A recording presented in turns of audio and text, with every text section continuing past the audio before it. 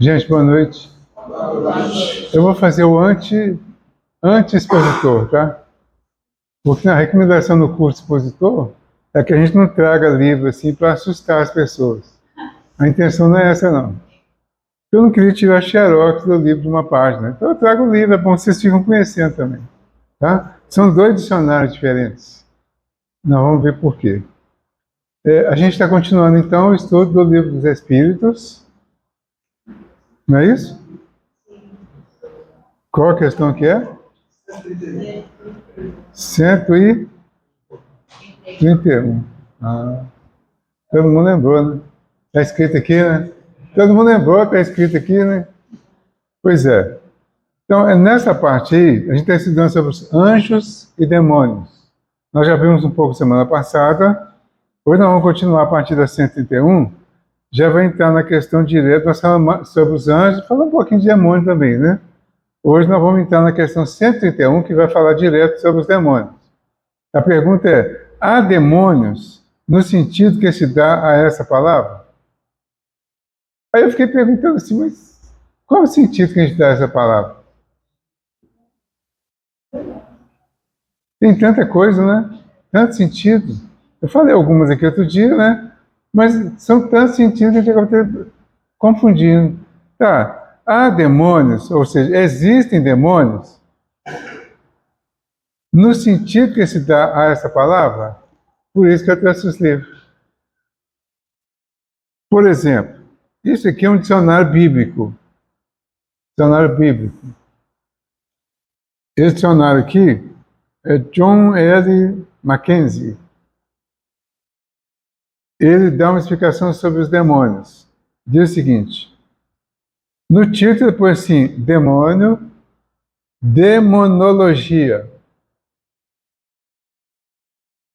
Ele diz que na Mesopotâmia, tal como conhecemos, com base na literatura sumérica e acádica, a demonologia mesopotâmica é extremamente antiga. Então, a crença, a pregação sobre demônios, de uma maneira geral, sobre todos os efeitos dessa crença, ela é antiga. Está lá bem lá no Antigo Testamento, até para trás. Tá? Fala assim, ela influenciou os hebreus no período veterotestamentário, guardem isso, hein? E, por meio dos caldeus, penetrou no mundo helenístico e alcançou a Europa.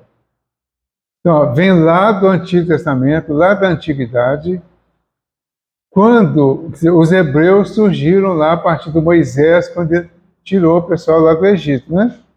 Aí atravessou o mar, e lá do outro lado do mar, eles iniciaram uma nova forma de vida.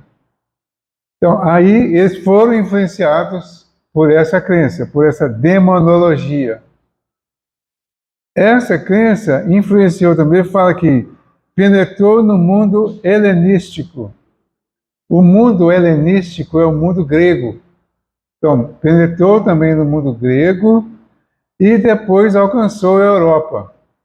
E da Europa veio para cá, para nós, através das crenças, das religiões, especialmente através do catolicismo, que desde o início já herdou algumas crenças lá dos hebreus, né, dos judeus. Então, a crença ela veio continuando e prevalece ainda hoje. A gente está falando de uns 7.000 anos para trás, aí, para não ir muito atrás, né? Pelo menos isso. Então, é uma crença antiga que não foi necessariamente trabalhada do ponto de vista racional. Ela passa a ser racionalizada agora, recentemente, né? Pela doutrina espírita, que vem trazer uma nova visão, uma nova versão de demônio, que nós vamos ver aqui na resposta que os espíritos dão aqui. Só mais um pouquinho, fala assim, sob algumas formas, sobreviveu até os tempos medievais e modernos. Na Mesopotâmia, aqueles males da vida que não constituíam grandes catástrofes naturais eram atribuídos à má influência dos demônios. Então, hoje, algumas religiões ainda falam que todas as doenças, todas as coisas ruins que acontecem na Terra são influência do demônio. É o demônio que é o provocador de tudo isso aí. Claro, sem entrar em detalhes, né? E muitas pessoas acreditam claramente nisso. Um dia uma pessoa me perguntou sobre reencarnação, que por que a gente acredita em reencarnação? Essas bobagens de reencarnação. Né? Ele falou mais ou menos assim mesmo. Aí eu falei com ele, olha, a minha crença na reencarnação, um dos motivos principais é porque ela explica a justiça de Deus, inclusive. Mas como assim? Que justiça? Eu falei, tem muitas coisas que não têm explicação aqui na Terra. À luz da reencarnação tem. Que coisas? Eu falei, as doenças, muitas delas. Criança doente, criança assassinada, criança prejudicada, pessoas inocentes aos nossos olhos, totalmente prejudicadas, passando fome, uma miséria, em uma situação assim, das mais variadas e de forma que a gente não consegue achar uma explicação justa. E a reencarnação me explica tudo isso. Eu falei, não, nada disso não. Isso é obra do demônio. Mas quando ele falou, isso é obra do demônio, chegou. Aí eu falei, então tá, então tchau pra você, foi um prazer e tal, e fui embora. Graças a Deus, não ia render nada. Entendeu? Então tem muita gente que acredita assim. Aconteceu alguma coisa que a pessoa não gostaria, na vida da pessoa, às vezes, consequência do que ela mesma fez, é muito mais fácil você atribuir o erro a alguém. Quem? O demônio, não foi Deus. Então foi o demônio. Certo? Não fui eu. Eu não tenho nada a ver com isso. Certo? Ficou até cômodo. Né? Então essa é a crença. A partir da literatura e da arte, é possível ter uma ideia das características e do aspecto dos demônios. O demônio mau era o tuco. O grupo de 7 demônios maus é frequentemente encontrado nos encantamentos. Quando eles arremetiam contra um homem, o assaco atacava a cabeça. Eu estou lendo do meu jeito, tá? Que não sei ler isso aqui não. Atacava a cabeça. O nantaru, a garganta. O mal, o tuco, o pescoço. O alu, o peito. O etimu, o mal, ilu, entre parênteses, Deus. A mão e o galu, o pé. Também se conhecem outros nomes, como Rabisu, o rastejador, Arrazu, o agarrador, os 3 demônios da noite, Lilo, o Lilu macho, Litu, fêmea, e Ardat Lili, serva de Lilu.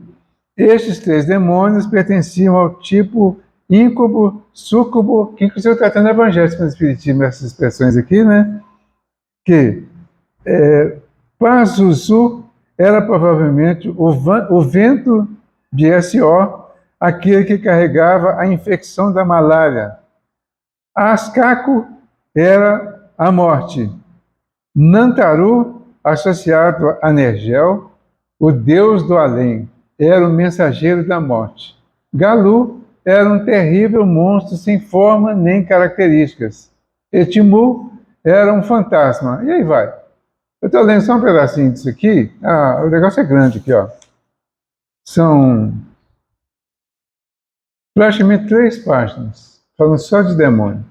E mostrando essas coisas aqui, que são as crenças antigas em línguas, das línguas antigas ainda, que são expressões que depois traduzidas mostraram algumas dessas questões que estão mostrando aqui. Tá? Só para a gente ter uma ideia geral. Bom, no item 2 aqui, ele fala assim, no Antigo Testamento, a severa proibição da magia na lei hebraica parece excluir a prática e também a doutrina da demonologia em Israel. A crença nos demônios não se reflete no Antigo Testamento, salvo em algumas alusões presentes na linguagem popular e em algumas referências à superstição entre os hebreus. Assim, por exemplo, muito embora houvesse expulsado todas as feiticeiras de Israel, o próprio Saul procurou uma que evocasse para ele o espírito de Samuel. Então, o camarada, ele era o rei, né? Tipo o chefão, né? Ele proibiu as pessoas que tinham algum envolvimento nessas artes, né? Ele proibiu, mas ele mesmo ficou curioso com a situação lá sobre o irmão dele. Ele foi procurar e fez uma evocação e recebeu a resposta merecida, naturalmente, né? Que ele não gostou, claro. E as ruínas abandonadas são habitadas por animais selvagens e por serim que dançam, bem como Lilith. Os serim peludos são provavelmente demônios em forma de cabras. Pode-se encontrar uma certa analogia com a influência demoníaca no mau espírito enviado por Jeová para assombrar Saul e infundir-lhe a loucura. Então, as crenças estão tudo baseadas nisso aqui, só para a gente ver o seguinte: não tinha como entender isso ao longo dos tempos, porque mesmo com as traduções, passando, mudando de língua, inclusive, não tinha como, porque ficava tudo vago. Então, manteve a crença do demônio, e o base era: os demônios eram responsáveis por todos os males que aconteciam na Terra. Certo? Isso. No outro dicionário aqui, então esse é o dicionário bíblico. Esse é bem católico, né? Esse aqui chama Novo Dicionário da Bíblia, ampliado e atualizado. Você vê que é um livrinho razoável, né? Eu digo que eu peguei esse livro aqui a primeira vez, eu fiquei lembrando de um colega meu, sabe, um colega de trabalho, de muito tempo atrás já. Ele gostava de ler o catálogo telefônico. Aí eu fiquei imaginando que ele ia adorar pegar esse dicionário aqui, né? Você imagina você pegar, se bem que esse é até mais interessante, né? Ou não. Mas ele gostava de ler catálogo telefônico, né? O que ele fala aqui? Aqui, esse aqui já vai mais direto, já vai um pouquinho mais leve. Ele fala assim: entre os gregos, demônio tinha várias significações. Era um deus, com D minúsculo, ou uma divindade no sentido geral. O gênio ou a fortuna. A alma de alguém que pertenceu à idade de ouro e que então se transformou em divindade tutelar, um deus de categoria inferior. O termo Theos, que significa Deus, tanto era usado para designar um Deus bom quanto um Deus ruim. Esse nome pertence especialmente aos deuses dos pagãos. Aí já tem as referências no Deuteronômio e outras até no Novo Testamento. Os judeus tinham várias noções sobre o assunto, que os demônios eram as almas dos maus. Estava relacionado com guerra, por exemplo, e poderiam ser exorcizados por meio de raízes e do nome de Salomão. Então, a impressão é que, se falassem Salomão para os demônios, eles saíam fora. O homem era o sábio da época, né? Podiam ser expelidos ou expedidos pela fumaça do coração ou do fígado de peixes queimados. E Tobias, no livro dele, no Novo Testamento, não, esse aqui tem Tobias no livro dele, capítulo 6, versículos 7, 16 e 17, que ele fala do assunto. No Novo Testamento, demônio é o nome que se dá ao espírito maligno, sem em nenhum momento referir-se a um espírito bom. Então, muito variado. O que a doutrina espírita vai falar sobre isso? Ele fala assim, vou voltar à pergunta, né? há demônio no sentido que se dá essa palavra? Então, a nossa resposta seca seria não. Porque esses sentidos todos são muito confusos e acabam não explicando nada, não clareando, não esclarecendo nada. Tá? Mas aí, vamos ver o que eles vão falar. Se houvesse demônios, eles seriam obra de Deus. Porque se falou muito mais sobre a questão do mal, se existisse da forma que foi colocado, seria obra de Deus. Porque Deus é o Criador de tudo. Então, o que existisse seria obra de Deus, inclusive o mal. Né? Principalmente o mal, está representado aí pelos demônios. Tá? E Deus seria justo e bom, criando seres infelizes, eternamente voltados ao mal? Aí ele já os espíritos, né, já começam a dar para nós argumento para a gente raciocinar e tirar conclusões. Aí você vai raciocinar e fala, realmente, é mesmo, né? Se Deus é justo e bom, e se eu acredito que Deus é soberanamente justo e bom, ele criaria ou permitiria pelo menos algum ser que fosse eternamente mal? Ficaria muito incoerente com a bondade e a justiça divina, não é? Se há demônios, é no teu mundo inferior e em outros semelhantes que eles residem. São esses homens hipócritas que fazem de um Deus justo um Deus mau e vingativo, e que pensam de ser agradáveis pelas abominações que cometem em seu nome. Então aí começa a fazer sentido. Porque vai chegar onde? Vai chegar em nós. Lembra que eu falei aqui semana passada? Que eu descobri lá com o AA, né? Com a expressão do AA, nós somos alcoólatras em recuperação, né? Eu cheguei à conclusão que nós somos demônios em recuperação. Porque seria um símbolo de representar o mal que nós fazemos. Mas é preciso compreender que mesmo o mal, de fato, não existe. Ele está. Porque o mal é passageiro. E ele é consequência das nossas atitudes, das atitudes humanas. Ou seja, dos seres humanos que ainda não estão humanizados. Que ainda estamos animalizados. Por isso, nós contrariamos a lei de Deus. Ao contrariar a lei de Deus, e já existindo essas expressões, nós pegamos e apelidamos esse acontecimento, né, ou essa prática, de mal, e dizemos que quem faz isso é demônio. E ficou muito tempo. Depois vai se descobrindo que quem faz isso é o homem. Então, é um homem que, um representante do demônio, um homem endemoniado, que vai fazer isso. Aí entra nas questões da obsessão, por exemplo, os processos obsessivos mais graves, em que o homem faz coisas horrorosas e depois ele diz que não lembra o que fez, não. Ele fala, eu ouvi uma voz que dizia para mim que eu tinha que fazer isso. O outro fala, eu tinha uma pessoa, que eu não sei quem, que falava no meu ouvido lá, né? Você tem que matar essa pessoa. Você tem que matar. Então, qual que é a definição? É o demônio. Né? Mas não era o demônio ainda.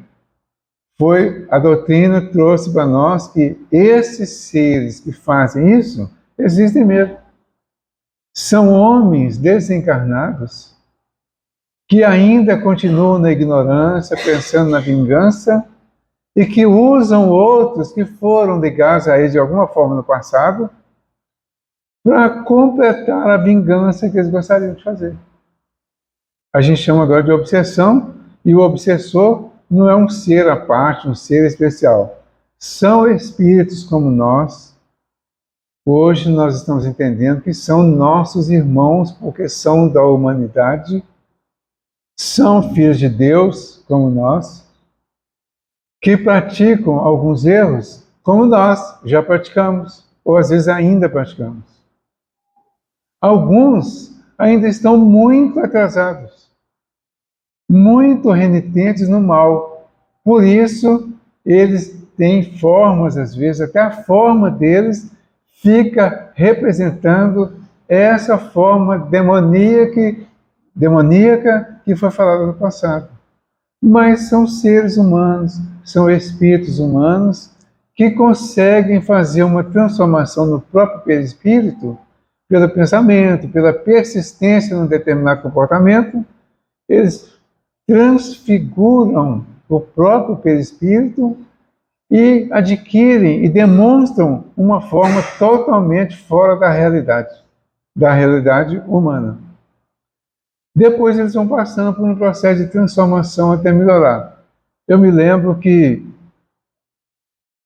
na Umbanda, eu comecei na Umbanda, né? Acho que todo mundo sabe disso, e então a gente conversava com os espíritos lá, tinha dia que vinha os pretos velhos, tinha dia que vinha as pombagiras, tinha dia que vinha os mentores, mesmo lá os de tratamento de saúde, por exemplo, e tinha dia que vinha os Exus, vinha os índios, né? Os caboclos.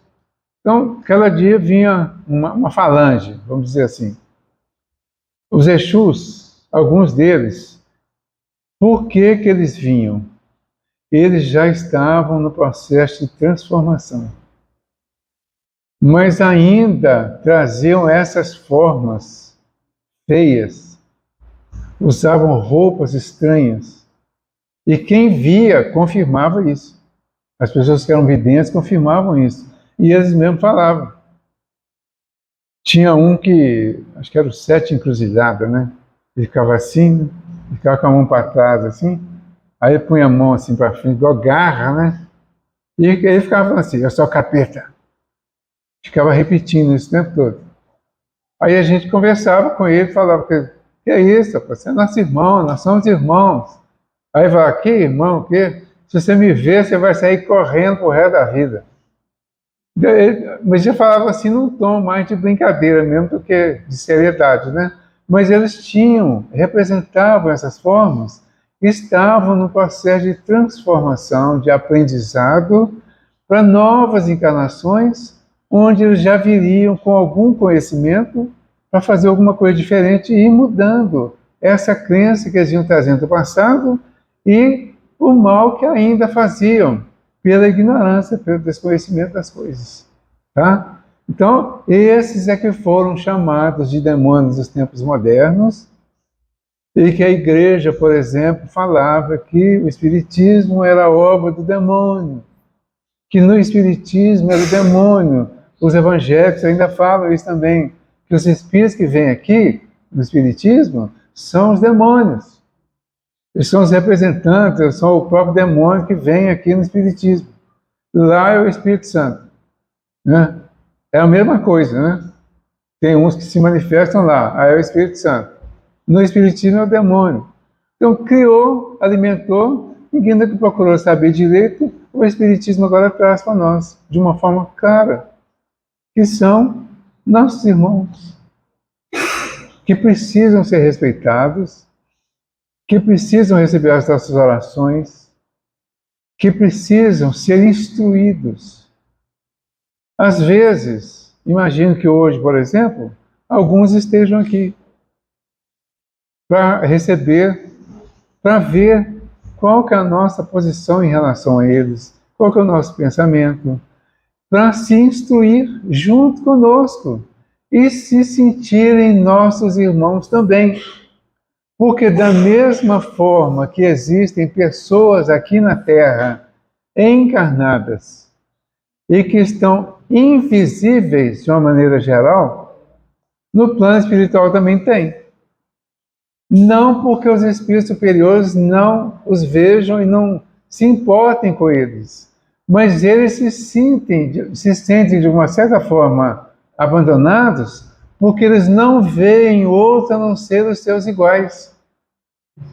Então, como muitos de nós aqui, Os que são mais importantes aqui na Terra não percebem os menos importantes em geral, né? Os que estão no plano espiritual percebem, se importam, mas eles não sentem. Então continuam numa condição de invisibilidade. Um dia desse, uma pessoa questionou o porquê da reunião mediúnica, porquê de conversar com os espíritos. É simples e a gente vai sempre descobrindo alguma coisa nova sobre isso. Uma das coisas assim que para mim, eu diria que foi uma descoberta recente, é que os espíritos, os desencarnados de vibração mais baixa, eles não ouvem, não sentem, não percebem os espíritos superiores. Eles só conseguem ouvir a nossa voz falada, mesmo assim estiver numa mesma sintonia deles. Quando eles vêm aqui, nós falamos na mesma língua deles. Então, a voz, ou seja, o pensamento, que seria o meio de comunicação entre os espíritos, vai ser materializado através da voz. Então, quando eu falo aqui, eu estou materializando o pensamento, estou materializando a ideia que está no livro, no Evangelho, por exemplo, na doutrina. Ao materializar essas expressões, esses ensinamentos, eles vão ouvir através da voz humana e terão melhores condições de entendimento. Isso no geral, publicamente, como eu imagino que pode ter alguns aqui hoje. Mas na reunião mediúnica, nós vamos materializar a voz mais diretamente. Se nós ficarmos na reunião mediúnica só meditando, pensando coisas boas, pode ser coisas boas, principalmente coisas boas, eles não vão ouvir, eles não terão acesso, eles podem até sentir um ambiente bom. Mas a instrução que poderá estar saindo dos nossos pensamentos não vai atingir, eles não vão ouvir como dos espíritos superiores. Por isso precisa conversar. Por isso, gente, precisa de reunião mediúnica. Para conversar com esses espíritos e eles poderem ouvir e entender, para eles se reconhecerem através da explicação que nós vamos dar para eles. Muitos não se sentem, gente, muitos não se sentem iguais aos outros, os mais comuns aqui da Terra. Né? Por quê? Porque muitos foram desprezados aqui, foram totalmente deixados de lado. Como hoje existem pessoas que são totalmente deixadas de lado. Vejam a diferença até de posicionamento das pessoas. Essas pessoas mais simples, essas pessoas que vivem jogadas pela rua aí, que um dia desse eu passei ali no metrô, na rodoviária, tem um corredor ali. Alguém tem passado por ali? Tem um corredor ali, da rodoviária até o metrô, tem um corredor e muita gente dos dois lados. Essas pessoas que estão ali pedindo esmola, pedindo, vendendo alguma coisa, perambulando para lá para cá, sujas às vezes, né? Totalmente deixadas, estão ali. E um grupo cada vez maior. Eu ia para o metrô e eu vi uma jovem, uma menina, novinha, subindo. Eu pensei assim, esse pessoal vai mexer com essa menina e ela vai ficar com medo. Eu vou aproximar dela e vou caminhar junto com ela. Mas eu fiquei surpreso. Eu fui caminhando junto com ela para dar a impressão que ela estava comigo, para eles não mexerem, né? Para não... Aí um deles veio e falou alguma coisa com ela. Ela respondeu a ele e deu um sorriso para ele. Já estava um pouquinho mais na frente. Aí ele passou e falou para mim: olha, você viu? Ela é bonita e é educada. Ela conversou comigo, ela me viu. Eu falei, tem muita gente que vê vocês. Talvez não consiga expressar, mas vê. Pois é, você também está acabando de me ver aqui, né? Eu te agradeço muito você estar me vendo aqui, porque é muito raro as pessoas nos verem aqui. Eu não falei esse português bonito, eu falei que nos verem, não, né? Ver nós, ou ver a gente, alguma coisa assim. Mas essa expressão eu entendi. Eu falei, então, é preciso que você olhe mais para as pessoas, tente conversar às vezes, com cuidado para não... Porque as pessoas têm medo. Elas acham que vão ser abordadas de uma forma inconveniente, às vezes. Então, procure fazer isso. Aí, naturalmente, ele pediu uma moedinha, né? Eu dei a moedinha, ele ficou feliz da vida e até me elogiou. Falou que eu também era educado e simpático. Falei, ó, podia ter falado que eu sou bonito, igual a menina ali, né? Sim. Uma coisa importante nesse contato é perguntar o nome. Sim. Eu pergunto o nome da pessoa. Como você está? Você está sempre por aqui? Aí sim, você se sente em casa. Isso. É preciso isso. Aproveitando para lembrar isso aí. Sim. Isso é tão emblemático. Há pouco tempo atrás, foi feita uma experiência em várias cidades do mundo. Eles pegaram uma criança de 8 anos e colocaram em pontos bem movimentados de várias cidades, inclusive isso foi feito em São Paulo. Tá? E deixaram a criança lá sozinha. Com menos de 5 minutos, chegava alguém, abordava a criança para saber o que ela estava fazendo ali sozinha. No momento seguinte, eles pegaram a mesma criança, sujaram a criança, sujaram a roupa da criança e botaram a criança no mesmo ponto. 8 anos depois, ninguém tinha chegado perto da criança. E aí as pessoas se perguntavam, os pesquisadores se perguntavam, a sujeira deixa as pessoas invisíveis? Uma criança. Exatamente. E é isso que acontece. Um dia desses, ali no sinal da Amazonas, ali, quando vai entrar para vir para a Expressa, 11h30 da noite, mais ou menos, eu estava voltando de Mateus Leme. Eu normalmente ando com o vidro do meu lado fechado, por causa do vento. Aí o rapaz veio no sinal, parei no sinal, ele veio vendendo alguma coisa lá. A hora que ele veio, falou, eu estava com o vidro fechado, eu abri o vidro. Hã? Pois é, a reclamação dele foi essa.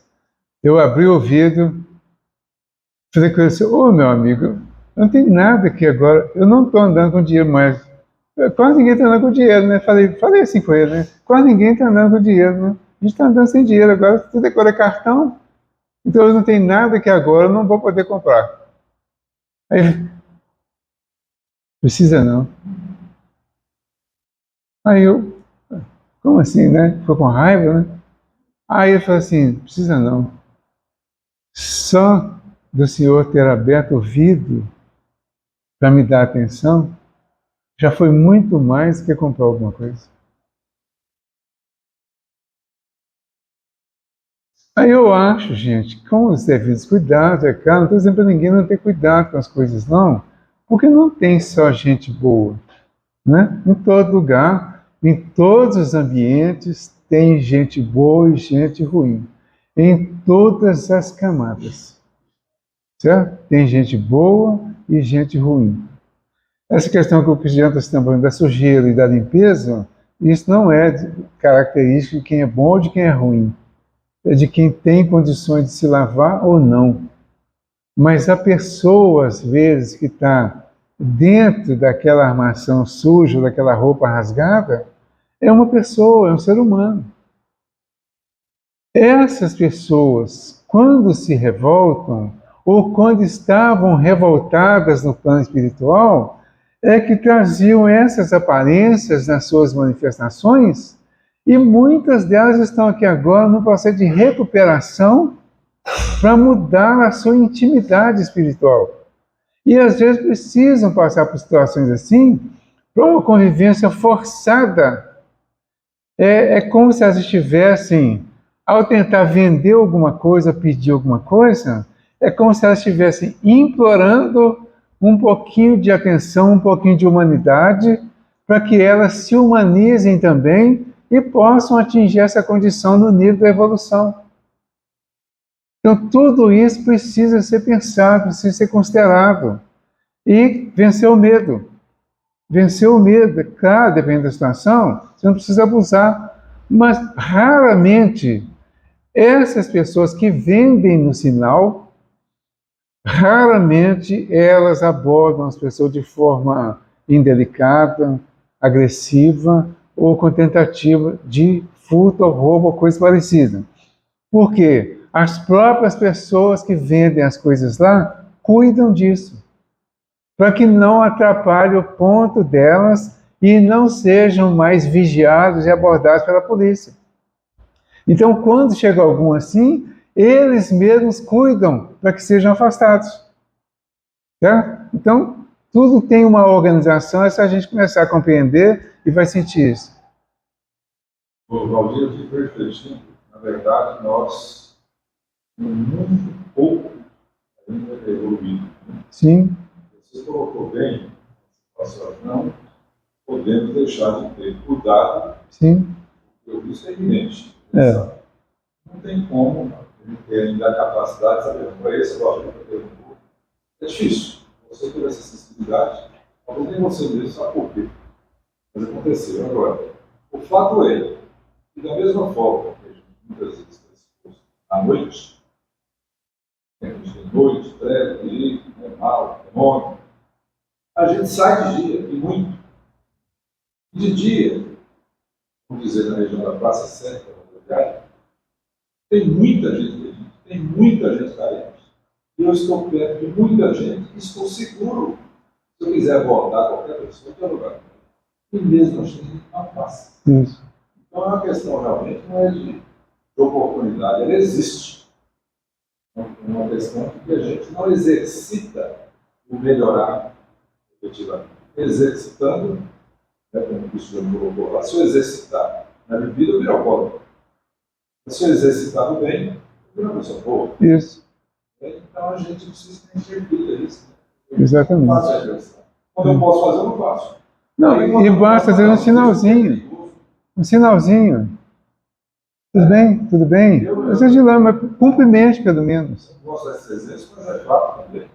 Eu estou falando do perigo, por exemplo, 4 dias meu sobrinho jogando em casa. 6,5 na quiser, distraído com fone de ouvido, não fazia. Com fone de ouvido, celular no bolso, escutando isso aqui. Quando ele viu, achava no portão, dando o revólver na cabeça dele. Se você olhar para trás, ele estoura a cabeça. Imagina na hora, você está. Graças a Deus, não tem obrigado. Aí ele falou assim: me dá dinheiro e celular. E o celular. Ele falou: não, dinheiro não tem, não, o celular te dou. Precipitadamente, você se prepara. Ele foi levar a mão rápido no celular, o cara engatilhou o revólver. Não. Aí, acho que paralisou. Ele falou: não, eu estou te dando o celular. Aí ele pegou o celular, deu o outro sobrinho, abriu a janela, a luz foi para fora com as coisas. Quer dizer, eu voltando um dia, 2, 3 da tarde, novo, alguma coisa, tinha uma empresa assim, passei perto do primeiro dia. Boa tarde, amigo, tudo bem? Respondeu na hora. Eu caminhei um pouquinho e falei assim: oi. Vem cá. Voltei e falei assim: mais de um mês que eu estou aqui, ninguém nunca me cumprimentou. Chorou. Não posso fazer caramba na hora. Sentei com ele, quer dizer, a gente não faz. E quer retorno, quer um melhor, está violento, governo. Mas quem sabe o que pode fazer, não faz. Esse celular está doido hoje. Deixa eu ler o finalzinho aqui, então a gente dá a resposta. Não vai dar para ler tudo, é muita coisa. Vou ler só um trechinho aqui do comentário que o Kardec faz sobre o demônio. Tá? Essas divagações, às vezes, assim, aproveitando, né, os exemplos, é para nos chamar a atenção, gente. Porque a gente sabe, as coisas não faz sentido se você souber e não fizer nada. Né? E a gente precisa usar os exemplos do dia a dia exatamente a partir desses exemplos do dia a dia, a gente começar a fazer alguma coisa para mudar esse conceito dos espíritos que ainda existem e que vivem dessa forma, e muitos encarnados também que vivem assim e acreditam assim. E nós podemos mudar isso mudando as pessoas, fazendo o bem de alguma forma. Cada um escolhe a melhor maneira que tem para fazer. Então, o Kardec fala assim: a palavra demônio não implica a ideia de espírito mau, a não ser na sua acepção moderna, porque o termo grego daimon, de que ela deriva, significa gênio, inteligência, e se aplicou aos seres incorpóreos, bons ou maus, sem distinção. Então, já mudou um pouco. Pode ser espíritos bons ou maus. Podem ser gênios do bem e gênios do mal, que nós conhecemos dos dois lados aqui na Terra, encarnado inclusive, né? Todo mundo tem alguém que acha que é gênio do bem ou alguém que acha que é gênio do mal, embora nem todos achem assim. Mas todo mundo conhece alguém que pode pensar dessa forma. Os demônios, segundo a significação vulgar do termo, seriam entidades essencialmente malfazejas e seriam, como todas as coisas, criação de Deus. Mas Deus, que é eternamente justo e bom, não pode ter criado seres predispostos ao mal por sua própria natureza e condenados pela eternidade. Se não fossem obra de Deus, seriam eternos como ele, e nesse caso haveria muitas potências soberanas. As potências do bem e as potências do mal, no mesmo nível de poder. A primeira condição de toda doutrina é a de ser lógica. Ora, a dos demônios, no sentido absoluto, falha neste ponto essencial. Que na crença dos povos atrasados, que não conheciam os atributos de Deus, admitindo divindades malfazejas, também se admitissem os demônios, é concebível. Mas, para quem quer que faça da bondade de Deus um atributo por excelência, é ilógico e contraditório supor que ele tenha criado seres votados ao mal e destinados a praticá-lo perpetuamente, porque isso negaria a sua bondade. Os partidários do demônio se apoiam nas palavras do Cristo, e não seremos nós que queremos contestar a autoridade dos seus ensinos, que desejaríamos ver mais no coração do que na boca dos homens. Mas estariam bem certos do sentido que ele atribuía à palavra demônio? Não se sabe que a forma alegórica é uma das características da sua linguagem? Tudo o que o Evangelho contém deve ser tomado ao pé da letra? Não queremos outra prova além desta passagem.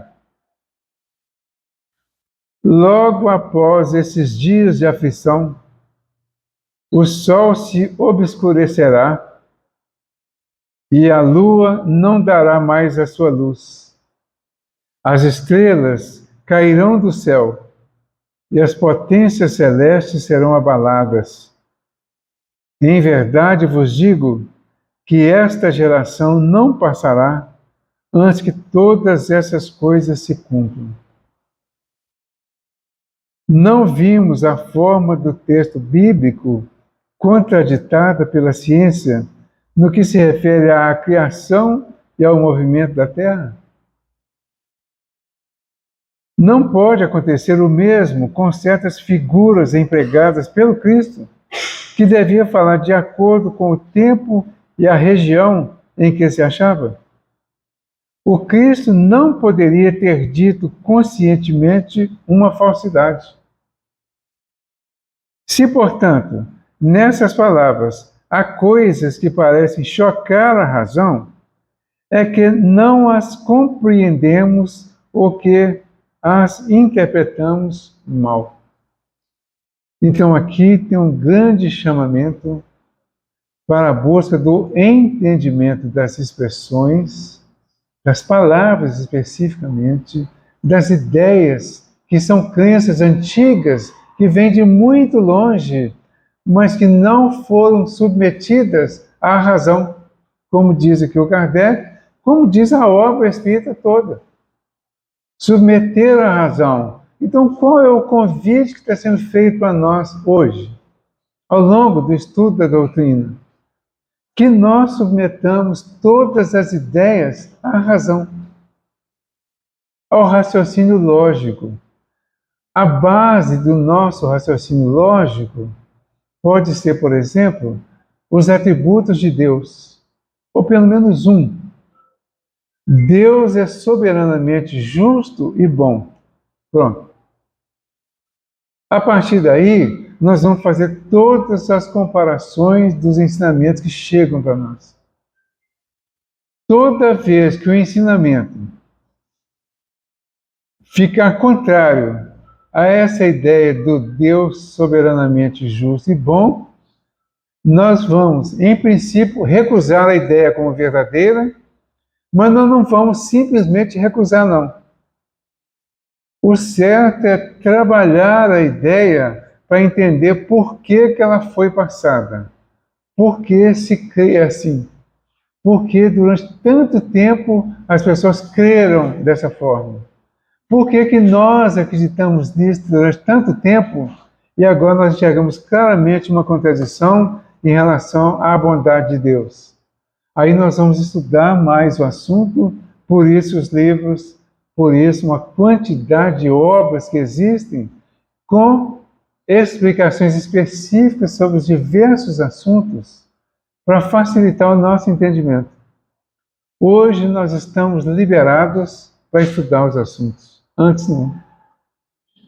Hoje as pessoas que já se adiantaram um pouco estão liberadas para nos instruir, para conversar a respeito. Quem já teve alguma conclusão sobre um determinado assunto, que já tem alguma experiência, pega o Nestor, por exemplo, ali, ó. Lá. O Nestor, pessoa antiga já, experiente no assunto, na doutrina, e muitas outras pessoas. Entendeu? Vamos conversar sobre isso. O que você acha sobre isso? Mas, acima de tudo, para não ter que depender de ninguém, vamos ler. Qual que é o assunto que te interessa? Qual é o assunto que te incomoda? Pesquise na doutrina. O que tem? O que falam sobre isso? Meio minuto, tá? Essa semana uma pessoa perguntou para mim se os espíritos, alguns espíritos assistem à decomposição do corpo, como ficaria então quando o corpo vai ser cremado? A pessoa me perguntou isso. Ou seja, esse assunto incomodou essa pessoa. Tá? O que ela fez? Ela me perguntou. O que eu fiz? Fui pesquisar para ver se eu achava alguma coisa específica. Não achei. Específico, não. Mas eu dei para ela uma ideia, uma lógica dentro que a gente sabe da doutrina. O que eu falei para ela?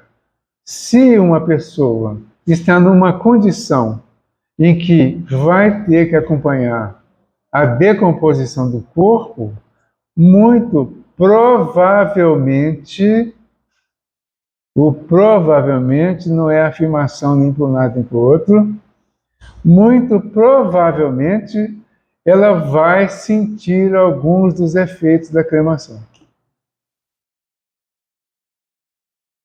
Aí a gente pode decidir o que é pior, né?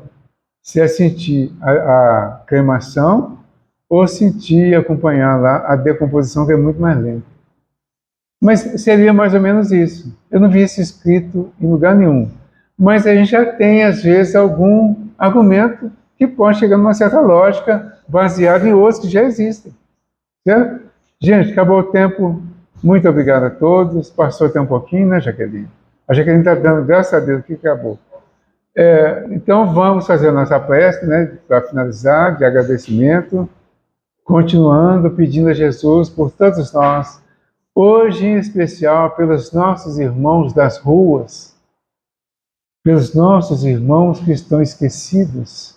Mas não tem só esquecido na rua. Tem muita gente esquecida dentro das nossas casas. E agora, como defensor dos velhinhos, né, eu diria, tem muitos velhinhos esquecidos dentro de casa,